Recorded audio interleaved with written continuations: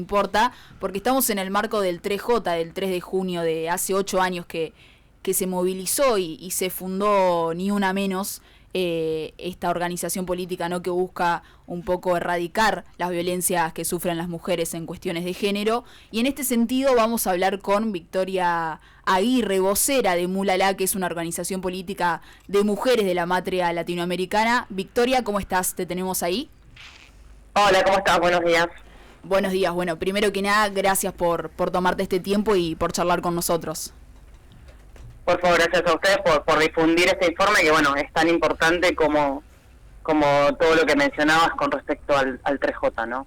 Bueno, hablando, recién lo decías, ¿no?, este informe que pudieran hacer desde la organización, que plasma tanto los femicidios como también un montón de violencias que sufren las mujeres y disidencias desde el 2015 hasta la fecha de hoy. ¿Cómo surgió la idea de poder hacer un informe que plasme lo que las mujeres y disidencias vivimos día a día? Mira, nosotras el informe, hacemos todos los meses un informe acumulado del índice de femicidios que van ocurriendo en la Argentina.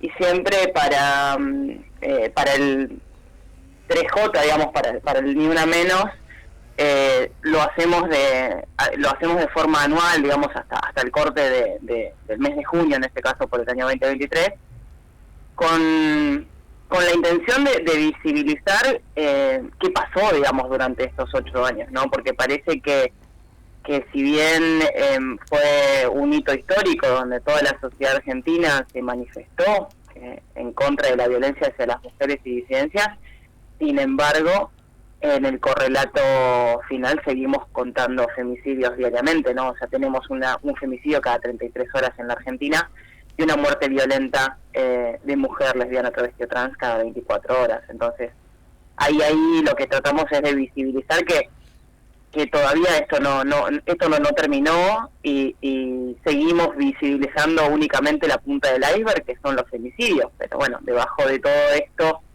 están las violencias cotidianas, los machismos cotidianos, que son los que sustentan las desigualdades que padecemos diariamente, digamos.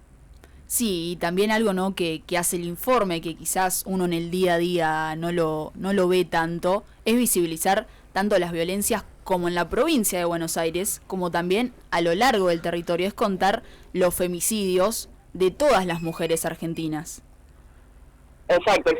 Nuestro observatorio es el único observatorio federal.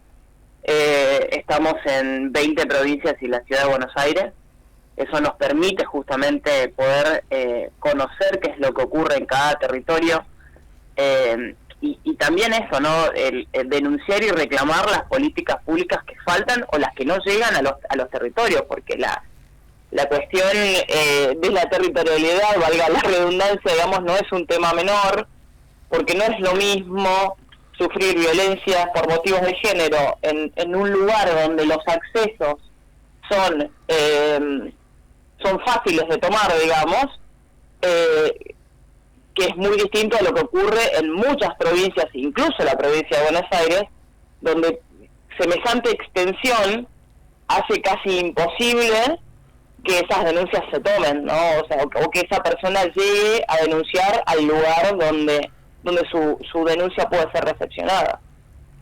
Victoria, te escucho hablar y de por sí el dato que cuando lo leímos en el informe ya fue choqueante, de un femicidio cada 33 horas. La verdad que obviamente esos números no nos gustan informarlos, pero lamentablemente lo tenemos que hacer y ojalá que se reduzca y que todo esto se termine. Pero cuando haces mención a toda la cuestión del federalismo y de las provincias, el porcentaje, la tasa, digamos, de Buenos Aires de uno en base a la población ya me llamó la atención mucho, pero también veo que los que tienen las provincias que tienen las tasas más altas son Jujuy, Santiago del Estero, Salta y Chaco. Un poco explicabas recién vos el por qué, pero si se puede un poco detallar más, por qué quizás, si es que tenés una respuesta quizás, de por qué en estas provincias hay tasas más altas que en las demás. Las tasas están vinculadas a dos cosas. Primero, el dato duro, digamos, de la tasa te lo da la población. Sí. ¿Sí? La cantidad de mujeres que viven en el Chaco, en Jujuy, en Santiago del Estero,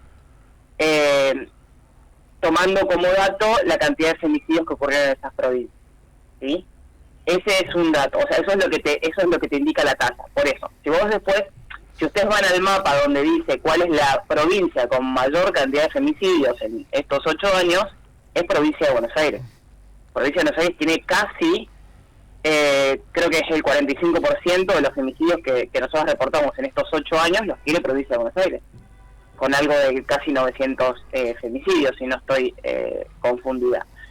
Pero, por ejemplo, en la extensión que tiene provincia de Buenos Aires con la cantidad poblacional y la demografía, digamos, femenina, no llega a estar en las tasas más altas. ¿Por qué? Porque la población es mucho más grande.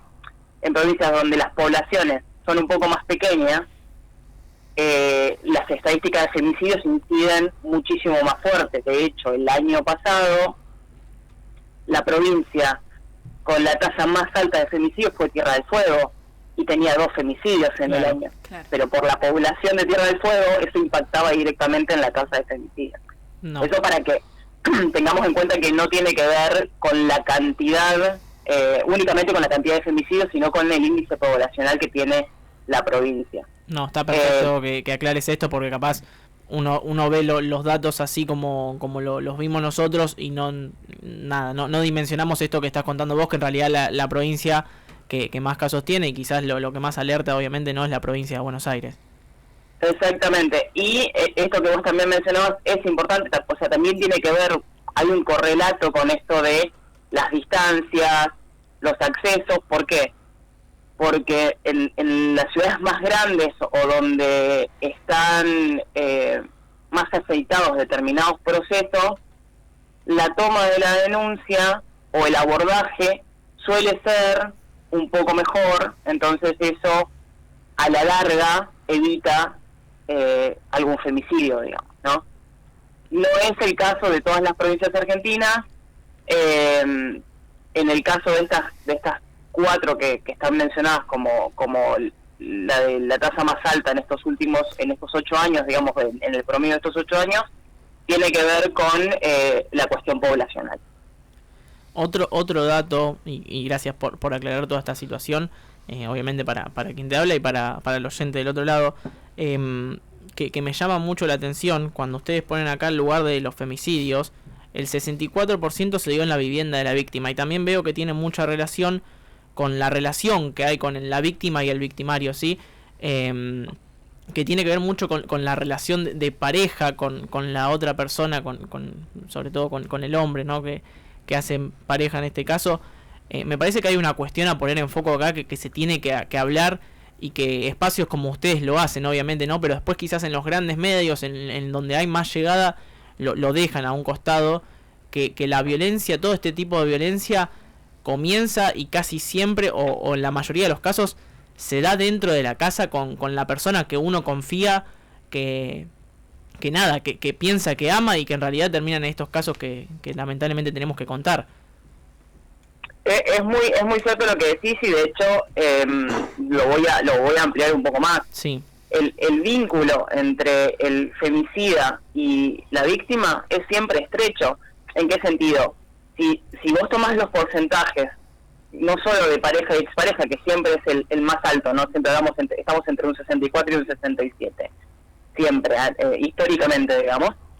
A eso, si le sumamos familiares directos, familiares indirectos, conocidos, compañeros de trabajo de la víctima, el porcentaje es muy alto, va creciendo. Estamos hablando casi de un 89% del nivel de conocimiento o sea, únicamente librado al azar, es decir, estos femicidios que ocurren porque ya sea en una ocasión de un robo violento, o porque la secuestró de un boliche y la mató, digamos, son muy pocos los casos donde no hay vínculo previo entre el femicida y la víctima, son del orden del 4 al 5%.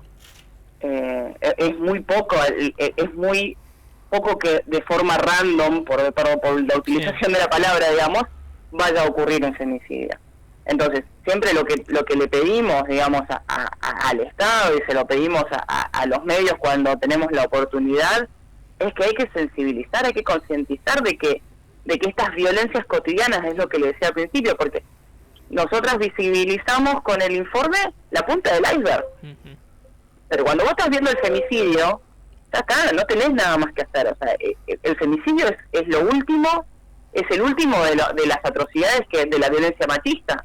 Pero antes del femicidio, vos tenés la denuncia de la víctima, el maltrato cotidiano, el ninguneo, el acoso callejero, la violencia verbal, la violencia económica. O sea, hay un montón de situaciones que van sustentando eso hasta que llega al punto final, que es el femicidio. Eso es lo que nosotros pedimos que visibilicen, que justamente lo que el Estado tiene que trabajar, y es algo que no lo hace ni ni el anterior, es trabajar sobre la prevención, sobre realmente las alertas tempranas, para que podamos identificar en qué tipo de vínculo estamos desarrollándonos. Victoria, hablando un poco de esto, ¿no?, que decís de erradicar las violencias que sufren las mujeres y disidencias en el día a día y también visibilizarlas, un poco en sus redes sociales plasman esta idea, ¿no?, de declarar la emergencia de Ni Una Menos para justamente empezar a tratar el tema de tanto de la prevención, del acompañamiento, de asistir a aquellas mujeres que lo necesitan también. Contame un poco también de qué se trata esta cuestión de la emergencia de Una Menos y hace cuánto la vienen exigiendo. Mira, nosotros venimos exigiendo la emergencia de Ni Una Menos desde el 2015. O sea, desde ese primer Ni Una Menos, sí. Venimos exigiendo la declaración de la emergencia, porque entendemos que una muerte cada 24 horas es una situación de emergencia. La realidad es esa. Y en consecuencia, digamos, con esto, hemos presentado 2 proyectos de ley al Congreso de la Nación, en su momento con 2 diputados distintos, y esos proyectos, sinceramente, durmieron el sueño de los justos en los cajones en su momento, primero en la Comisión de Familia, porque no teníamos ministerio, entonces no estaba disociada esta cuestión de mujeres, familias y niñeces, en la Comisión de la Cámara de Diputados, de la Honorable, digamos, Cámara de Diputados, y posteriormente, cuando se forma la Comisión de Mujeres, Géneros y Diversidad, volvemos a presentar el proyecto. Y sin embargo, tampoco, el proyecto perdió estado parlamentario el año pasado. O sea, los proyectos están 2 años para ser tratados en la Cámara de Diputados. Entonces, este año vamos a volver a presentar nuevamente el pedido de la declaración de la emergencia Ni Una Menos. De hecho, el día jueves vamos a estar yendo a Balcarce, donde están las oficinas del Ministerio de Mujeres, Géneros y Diversidad, a reclamar de que esto deje de ser un ministerio sin gestión, porque nos preocupa mucho el discurso de la derecha, donde nos dicen que el ministerio no sirve. Hay que cuestionar la gestión es la que no está funcionando, la gestión es la que no está llevando adelante las políticas públicas de forma mucho más conducente. Pero el ministerio se queda, el ministerio lo necesitamos, el ministerio fue una conquista no de este gobierno, de todo el movimiento feminista y transfeminista de hace 20 años. Entonces, no podemos no tener un ministerio que realmente pueda pensar las políticas públicas que nos hacen falta a las mujeres, a las disidencias y sobre todo a la sociedad argentina, porque muchas veces caemos en esto de que cuando hablamos del Ministerio de Mujeres, Género y Diversidad, únicamente hablamos de mujeres, género y diversidad. Y en realidad no. Estamos hablando de plasmar una perspectiva de género amplia que nos incluya, pero que nos incluya a todos como sociedad. Victoria, cuando ustedes recién contabas que ya presentaron 2 proyectos, cuando van y los presentan, ¿tienen alguna respuesta o simplemente acuden al silencio o les dicen que sí, que los van a ver? ¿O cuál es la respuesta o la no respuesta que obtienen? Mira, los proyectos, los proyectos de ley se presentan, o sea, vos tenés 2 formas de presentarlo. Lo presentás por mesa de entrada como una sociedad, como la sociedad civil o una asociación civil, y bueno, y ahí tenés que ver si algún diputado o diputada lo toma, lo recoge y dice, bueno, voy a apoyar este proyecto y trata de moverlo para que entre a las comisiones, ¿sí? En el caso de los dos proyectos, cuando lo presentamos con un diputado directamente, ¿sí? Pero bueno, es una decisión en ese momento de la presidencia de la comisión, en su momento de familia, y después de la comisión de mujeres, género y diversidad, el tratamiento. Cuando estaba en la comisión de familia, la presidenta de la comisión de familia era una diputada radical, Alejandra Martínez. Y ahora, hasta el año pasado, cuando lo presentamos en Mujeres, Géneros y Diversidad, la presidenta de esa comisión es Mónica Macha. Entonces, en ninguno de los dos casos se tomó en cuenta y ambas eran oficialismo al momento de haber presentado el proyecto. Esto lo señalo porque acá es donde nos damos cuenta de que no hay una decisión política de terminar con los femicidios. Eso es lo que quiero transmitir, diciéndoles quiénes eran las presidencias de la Cámara, de la comisión en ese momento de la presentación de los proyectos. Sí, queda en claro. ese momento Alejandra Martínez era del oficialismo, que de Juntos por el Cambio, y hasta el año pasado Mónica Macha también es del oficialismo del Frente de Todos. Y sin embargo, ninguna de las dos tomó la iniciativa, por más que lo hemos pedido muchas veces, de llevar adelante el tratamiento de este proyecto. Sí, y hay algo sumamente que mencionás importante, Victoria, que más allá de tener un Ministerio de Mujeres, Género y Diversidad, que es importante y no como quieren instalar desde el otro lado, que no tiene que existir y que son cuestiones secundarias, hay que gestionar, hay que hacer, ¿no?, con ese ministerio que tanto costó que hoy esté en el Estado. Totalmente. Nuestro cuestionamiento con el ministerio, y tenemos muchos y lo hemos tenido, hemos pedido la renuncia de la ministra anterior, pero así como hemos denunciado lo que no hacen, también nos hemos puesto a disposición para trabajar en conjunto. La realidad es que nos preocupa que esto no funcione por inoperancia de quienes lo tienen a cargo, ¿no? Porque el ministerio es necesario, es importante, y justamente lo que tenemos que hacer es dotarlo de contenido, dotarlo de un presupuesto acorde y sobre todo de territorialidad.